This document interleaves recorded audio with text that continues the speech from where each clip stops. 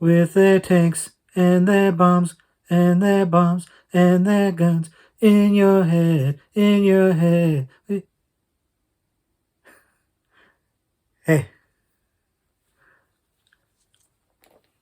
let's talk zombie movies.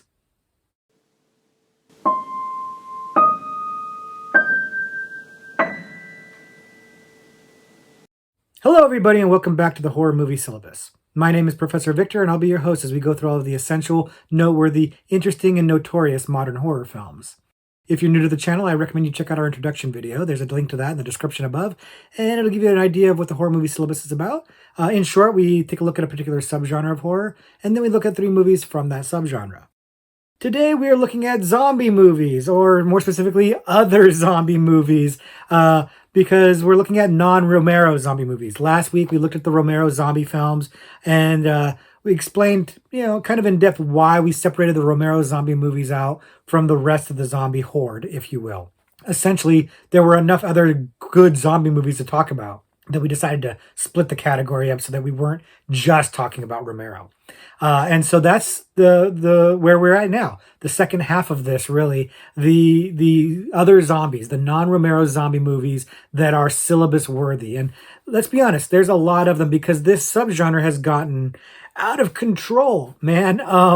There's a lot of zombie movies out there. Like I don't hate zombie movies, but I kind of hate them now.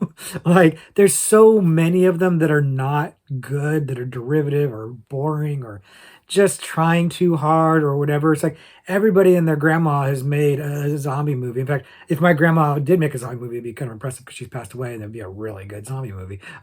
Terrible, terrible joke.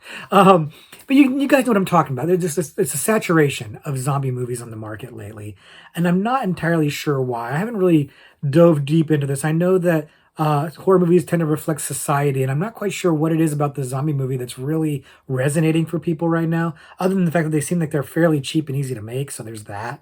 But it's kind of turned me off to the zombie movie in general a bit, but a good zombie movie is still a good zombie movie, and it'll still get me. I'll still get drawn in if a movie's good. And we've talked about a few zombie movies in other parts of the syllabus where they have some other overlap. Maybe they're like a zombie rom-com or zombie comedy or whatever. We've talked about some of those in the past. These are movies that are straight zombie movies. Or are they?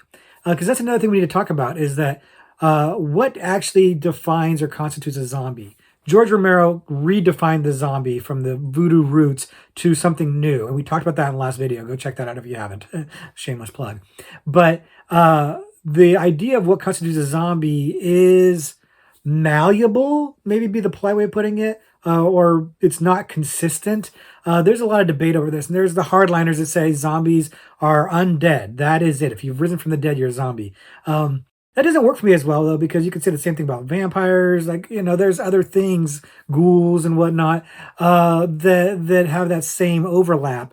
Meanwhile, there are some movies where we're not really talking about the undead so much as we're talking about some sort of virus infection, viral infection type thing.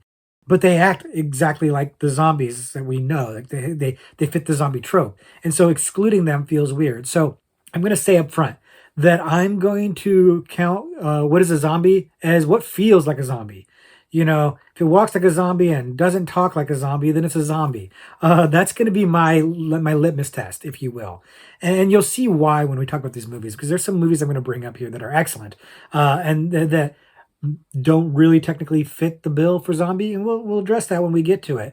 But what I want to do is look at some of these movies that I love, that I think are great, that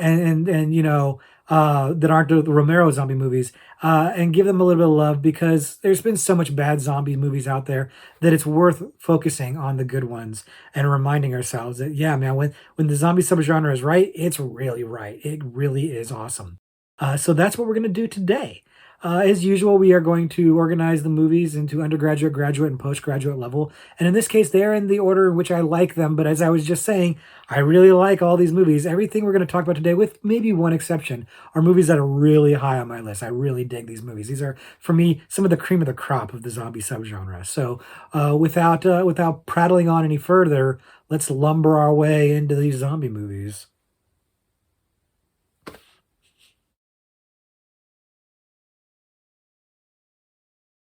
The first movie we're talking about today, the undergraduate level selection, is Zombie 2.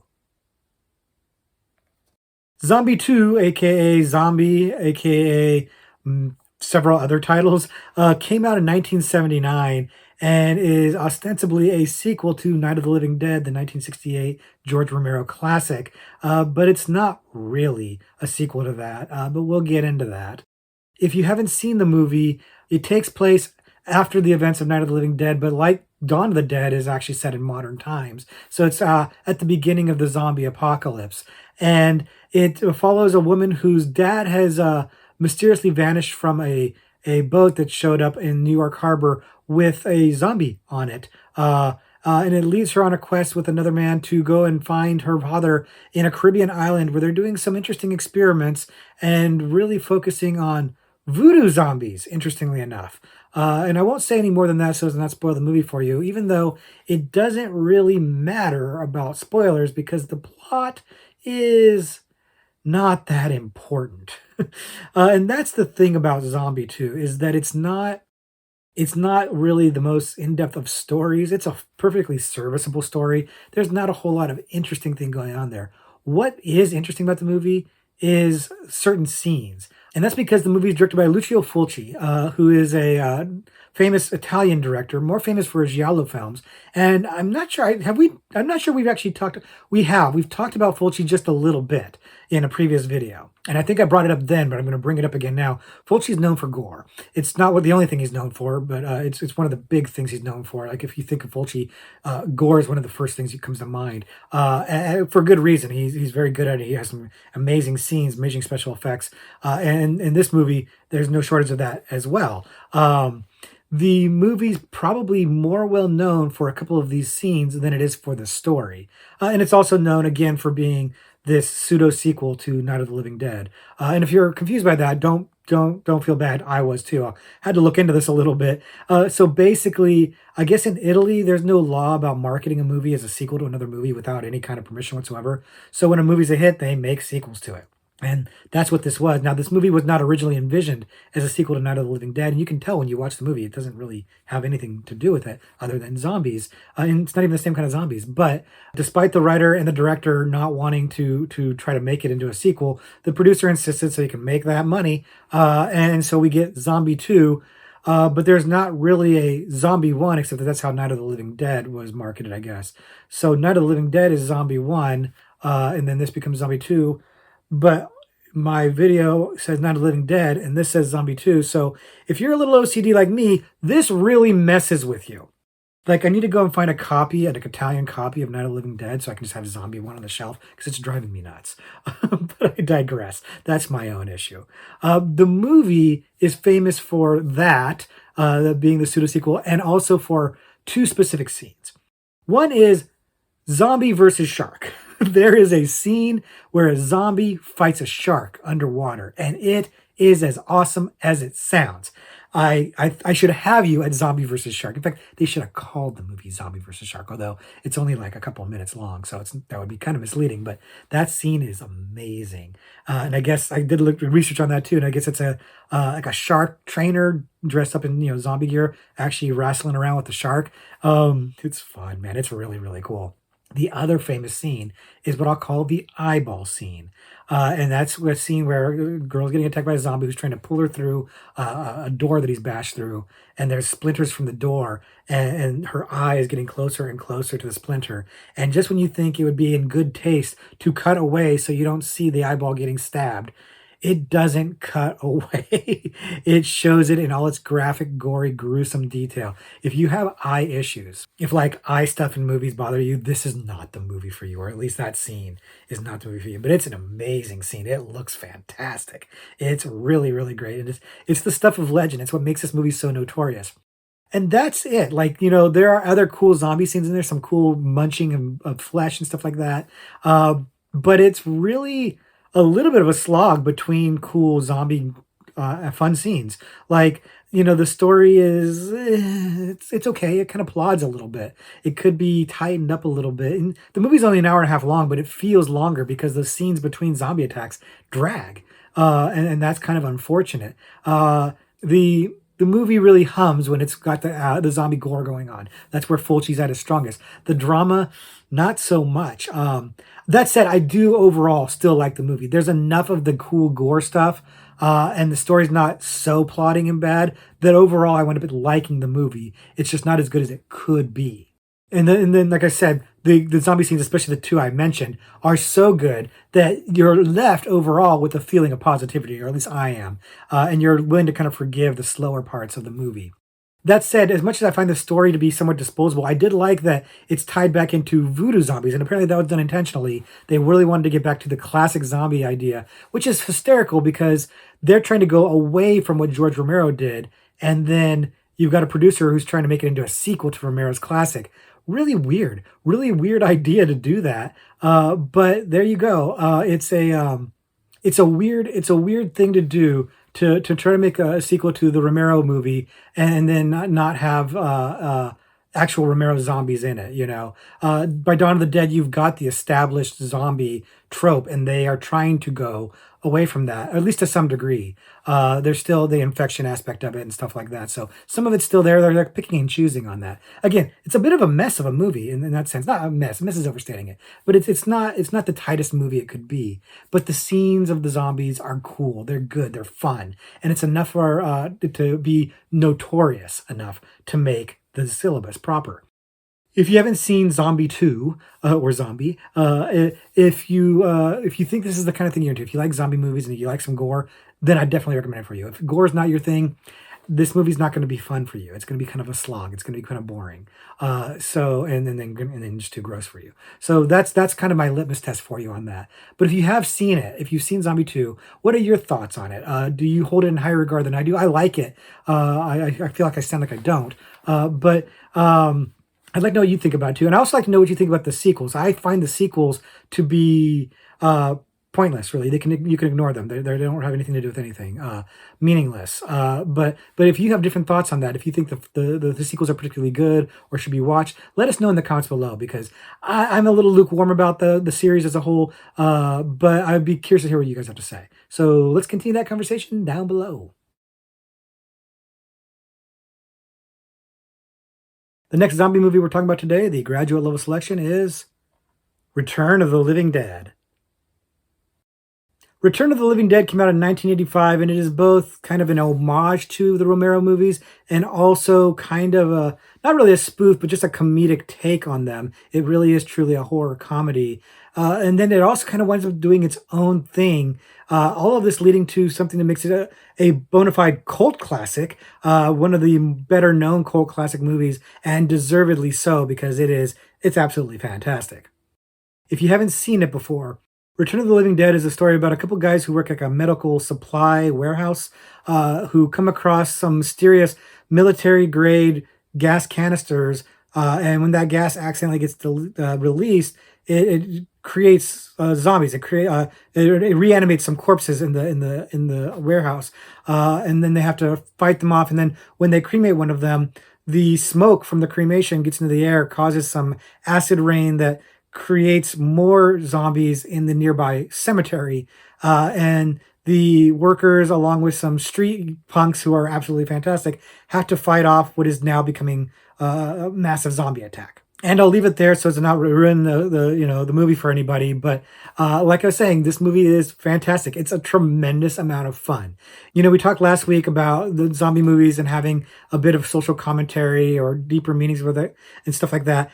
This movie, I guess you can make some arguments that it does, but in reality, this movie's here to do one thing, and that is have a good time. The movie is hilarious, but also still kind of gross and slightly creepy. But overall, fun seems to be the agenda for this movie. It's just trying to have fun. It did get some really great gore effects. The Tar Man in particular is particularly gruesome and gross, but there is a lot of great gore effects in the movie that are played as much for fun and laughs as they are for grossness, and that's part of what makes it so effective and frankly charming. The cast overall is pretty great. There's a lot of recognizable names in there, or at least recognizable to fans of the horror genre. But Linnea Quigley in particular, noteworthy for her stripping scene. It's one of the most famous things from the movie for obvious reasons. And it's funny is that like even though she's naked, you can't take your eyes off the schlock of red hair, that really horrible wig that she's wearing. These are like no street punks you've ever seen in your entire life. They only exist in movies, and that's part of what makes it so great. Everything here is just really wonderfully, bizarrely strange and funny.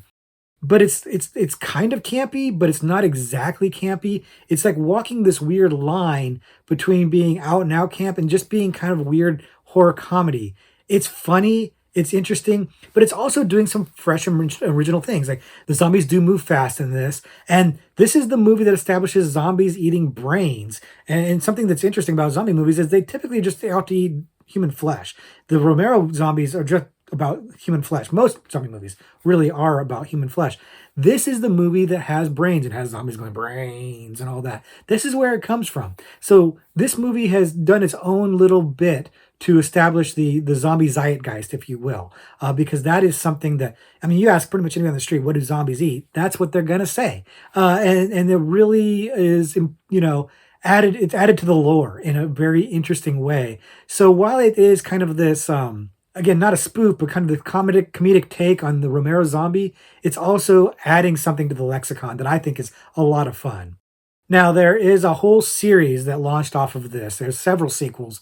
And honestly, for me, they're diminishing returns. I know they have their fans, but for me, the quality steadily drops off. The second one's not bad. And then they get worse as they go on. They get farther away from the fun of the original and just feel like they're trying a little too hard, in my opinion. Like they just kind of feel like they are struggling to make it work. Whereas with the original, it just feels like it's working so naturally. It feels like it flows so well. And so that's one of the reasons why I'd say that you should really check out Return of the Living Dead. Once again, if you have issues with gore, this one might be a little bit of an issue for you, but it's also played tongue in cheek and played for fun that maybe it won't be that troublesome to you. It's just a movie that's having a good time. It's got some memorable characters, some memorable scenes, some great gore effects, and it's really not taking itself too seriously, and you shouldn't take it too seriously either. It's a good time. It's a good romp. It's a fun horror comedy that's got the blend just right. It's got everything's really working in that movie, and it's a shame that the sequels can't replicate it, but it doesn't matter because you've got the original watch. And if you do like the original, I guess check out the others, but let me know what you think. If you haven't seen it, check it out. Let me know what you think. And I know for a fact that there are some of you out there that love this original, the first one. So tell us why you love it so much in the comments down below. And if for some reason you don't like it, let us know in the comments down below, and the rest of us will try to be nice to you. But this is a movie that tends to win people over, so I'd be surprised if anybody's got anything negative to say. But Return of the Living Dead, it's kind of a classic. You got to check it out. And the last movie that we're talking about today, the postgraduate level selection, is 28 Days Later. 28 Days Later came out in 2002, directed by Danny Boyle, who is an excellent filmmaker.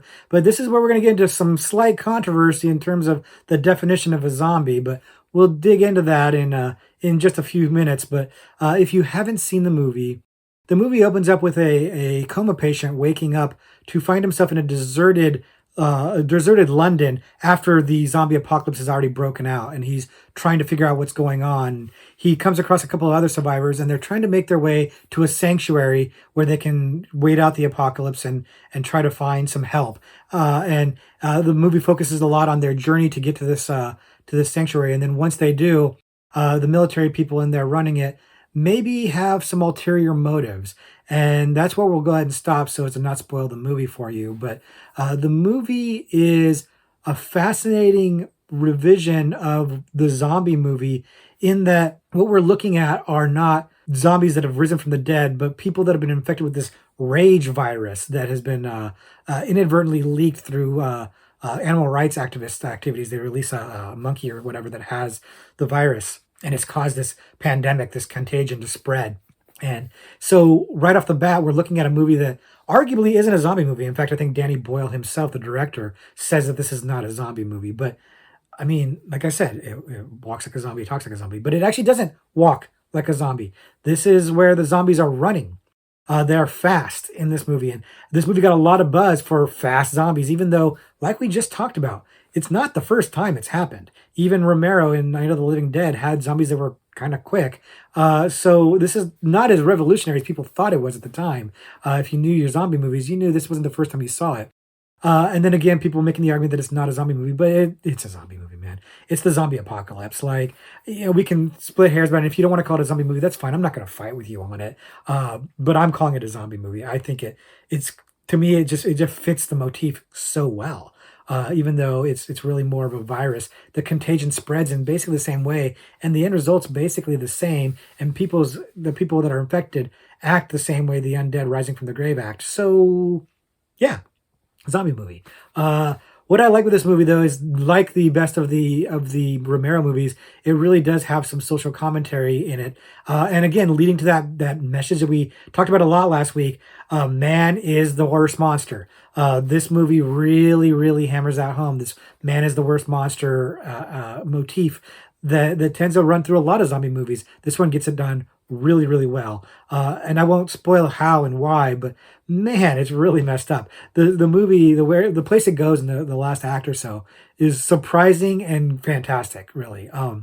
The movie's also bolstered by not just having a great director in Danny Boyle, who's done so many great things, and we will talk about him again in this syllabus. But also a great cast led by Cillian Murphy, who you might know as the Scarecrow from Batman movies, Nolan's Batman movies.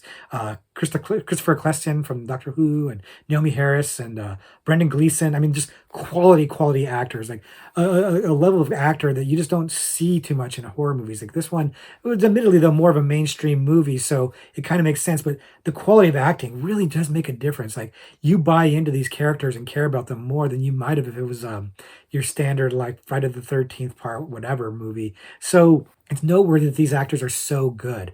And this is one of the rare movies that has a good sequel as well. The last couple of movies we just talked about, the sequels, forgettable, ignorable, whatever. This one, 28 weeks later, is a worthy sequel. It's not as good as the original, in my opinion, but it's a good movie. It's got some really good things going on in there. It's got Robert Carlyle as the main character in there, and it's not so much treading as much of the same ground as so many sequels do. This one actually did progress things a bit. Alas, we never got the 28 months later that I thought was planned, but there are apparently some comic books that take the story a little bit further. I haven't read any of those, but the world that's been set up by Boyle in this movie is a fascinating one. It's a really fascinating post-apocalyptic world because you've already started 28 days into the zombie apocalypse and you're just watching things fall apart and how quickly they're falling apart. Fascinating stuff, really good, really great scenes. That scene of this deserted London is absolutely spectacular. I guess they had to film that really early in the morning so that people weren't there. But it's a striking image, and the movie is full of striking image, great gore, great characters. It really just hitting on all cylinders. It's a movie that I like very much. It's a movie that felt like it excited me about the zombie subgenre when I kind of hadn't been excited about it for quite some time. Alas, I think it's part of the success of it is part of what led to the saturation of the market. So take your pros, take your cons. It's worth it to have the movie because the movie's that good. But it is what it is. And we've had a lot of knockoffs and pretenders since then, and it's a bit of a slog to get through those. But the original 28 Days Later, fantastic. The sequel's good too. If you haven't seen them, you should check them out again. Caveat being if you like these kinds of movies. But if you have seen it and you have a different opinion of mine, share it in the comments below and let's have a debate about it. But polite debate, of course. But 28 Days Later, I love it. I think it's fantastic, and I think it's a zombie movie. So that's going to do it for our exploration into the non-Romero zombie subgenre. But if you like zombie movies, I've got plenty of different movies to choose from as extra credit. So let's talk about three that I think are definitely worth talking about. If they're not great, they're at least noteworthy and notorious. The first one I'm going to talk about is Zombieland. And Zombieland came out in 2009 and is really a comedy horror movie, a horror comedy, rather than a straight zombie movie. But it's got the gore on level with any good zombie movie. It really does have some great effects, some great gore, some great zombie action, but it also has a lot of laughs. If you haven't seen it, the movie follows Jesse Eisenberg and Woody Harrelson as they make their way through the zombie apocalypse, or the post-apocalyptic America, trying to find a place to hole up and survive basically. And they come across Emma Stone and Abigail Breslin, and the four of them make the most unlikely team But it's really kind of heartwarming, even though there's a lot of hijinks abounding as they try to make their way through all these zombies. I don't want to spoil it any more than I already have, but the chemistry between all the actors is really really good. The format or the style with which the movie is made, the way it's cut and the way it has the different voiceover narration works really really well. It's very very funny. It's got some really nice surprises in it. I don't want to spoil the surprises obviously, but there's some nice things in the movie that pop up that are very funny, very good. And like I said, it is gory. It's got some really nasty stuff in there, but again, all played for fun. Not unlike Return of the Living Dead, like it's hard to take the violence too seriously or get too perturbed by it because it's all played for fun and laughs, and it works really well. This movie's very funny. It was a very big mainstream hit. There was a sequel to it that is it's lesser, it doesn't seem to have caught on. It doesn't have the same buzz as the original. I think it's fine, but I think they waited just too long to release the sequel. It didn't really have the same impact. By the time it came out, nobody cared. Nobody was clamoring for a Zombieland sequel. They waited too long. And that's probably its biggest mistake. But it's fine. It's fine. It's worth checking. It's worth your time. But the original is really great. It's a lot of fun. If you like zombies, if you like horror comedy, and if you like these actors, these are all good reasons to check this movie out if you haven't already. And if you have seen Zombieland, you probably enjoy it too. I just like know if you like it a lot or you just think it's okay. Let us know in the comments below. But yeah, Zombieland, definitely worth your time. The next movie I'm going to mention is World War Z. And World War Z came out in 2013 and was a big budget, big like action zombie horror movie led by Brad Pitt, and it was a big deal when it came out, but it was also a very troubled production, and it's amazing that we got the movie that we did, frankly. If you're not familiar with it, the movie is an adaptation, sort of the book of the same name from 2006, I believe, by Max Brooks, interestingly, the son of Mel Brooks. And it follows a UN investigator who's investigating this zombie pandemic. He's trying to find a cure or, something that'll help stave off this zombie apocalypse. And that's only an aspect of the book, but it's the whole focus of the movie.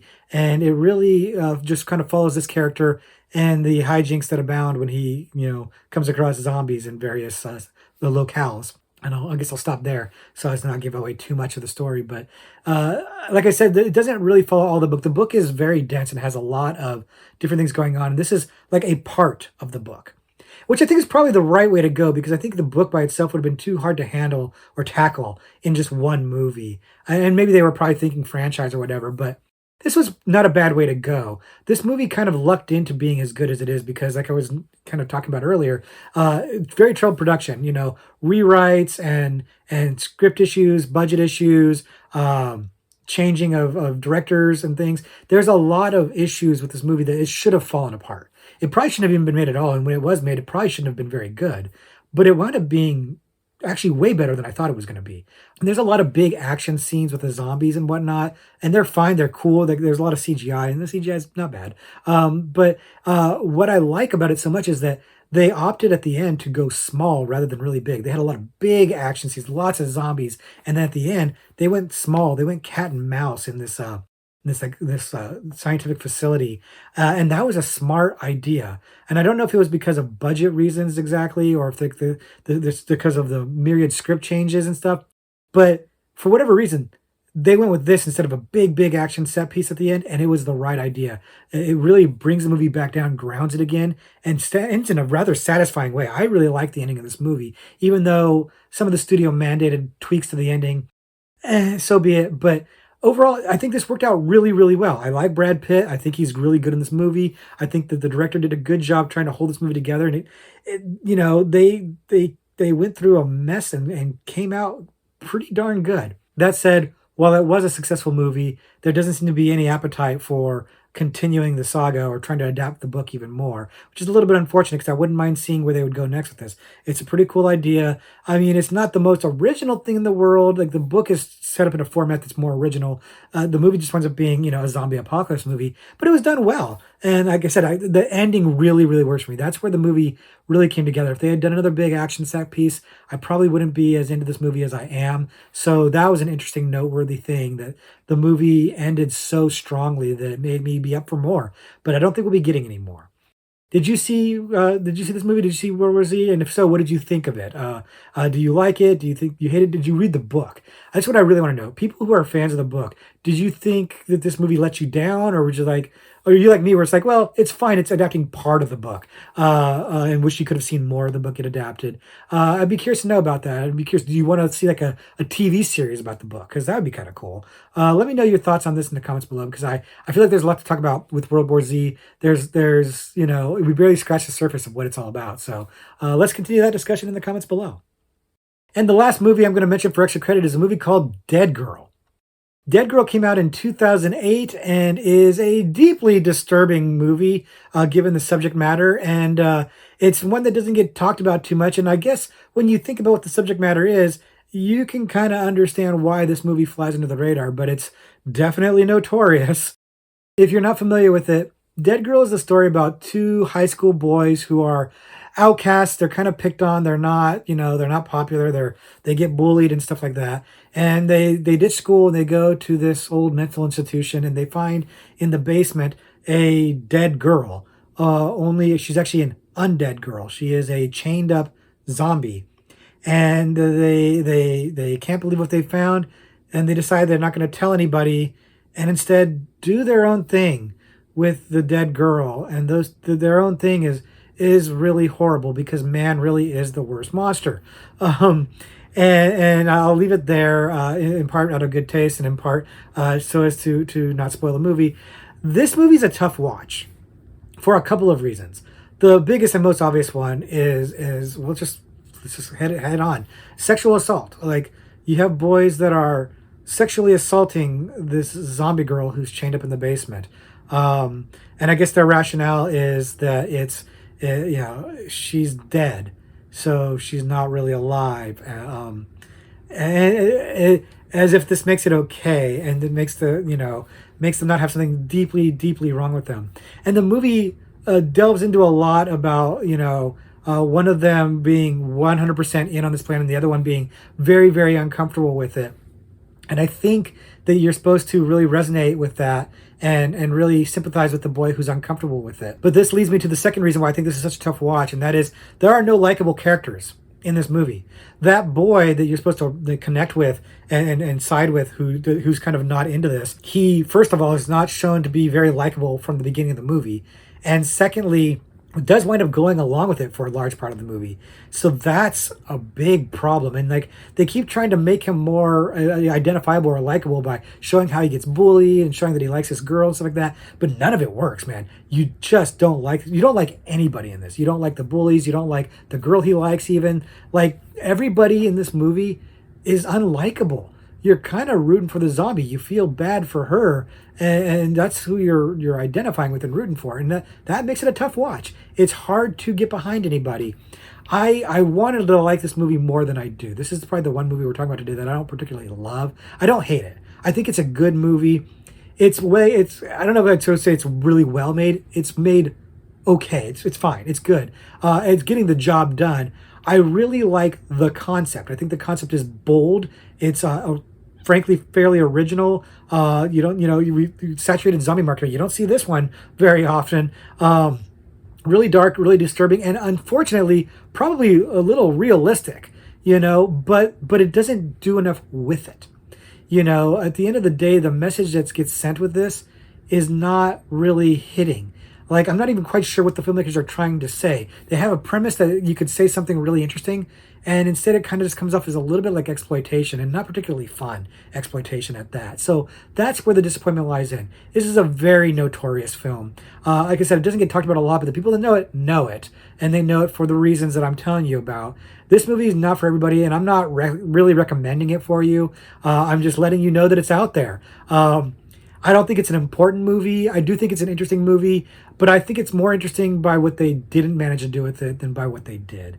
They had the nerve or the guts to take on a subject matter like this, but then they didn't really go anywhere with it that was satisfying or interesting or important. So that's Dead Girl for me.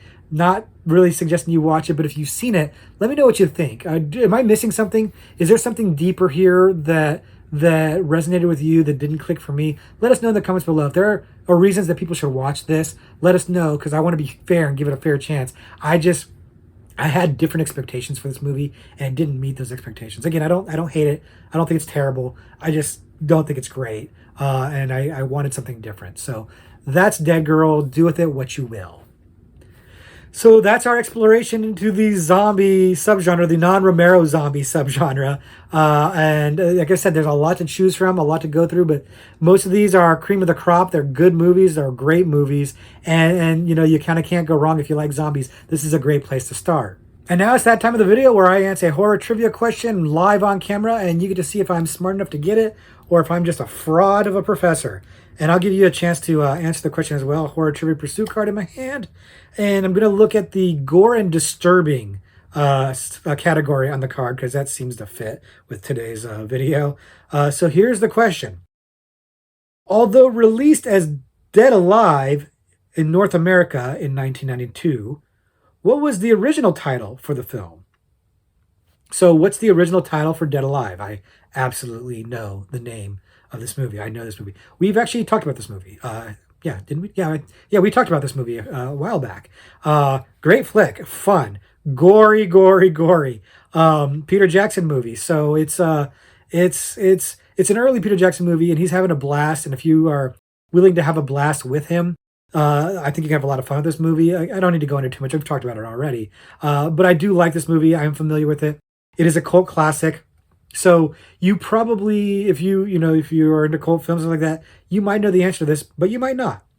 I don't think this is the easiest question. I just happen to know it, but I'm feeling very good about this because I definitely know the answer to this one. In the last couple of weeks, you've seen me be shaky on my answers, not having the confidence, being a little self-doubting. But today, I'm feeling good about this. And I think I've prattled on enough, hopefully giving you a chance to think about the question and maybe come up with your own answer. And I'm going to go ahead and drop mine now. My answer is Brain Dead. Dead Alive was originally called Brain Dead. And I am correct. Brain Dead. And like I said, we talked about this one, and I knew it as Dead Alive, but then I've also heard it as Brain Dead. I think if I think back to it, I think I actually thought those were two different movies for a little while. And then I found out they were basically the same movie, and, getting used to the idea that a lot of horror movies have different names depending on different locations and stuff. And this is one of them. So Brain Dead is the answer. I got it right. Feeling really smart today. How about you? Did you guys get Brain Dead? Did you know this movie? Have you seen this movie? Are you guys familiar with it? And if not, we talked about it before, but doesn't mean you can't bring it up and tell us what you think of it in the comments below, because I enjoy you guys and your comments. I appreciate you guys keeping the conversation alive and going on in the comments below. You guys have been great. So that's it for this week. Next week, we'll be talking about something different than zombies. But until then, class dismissed.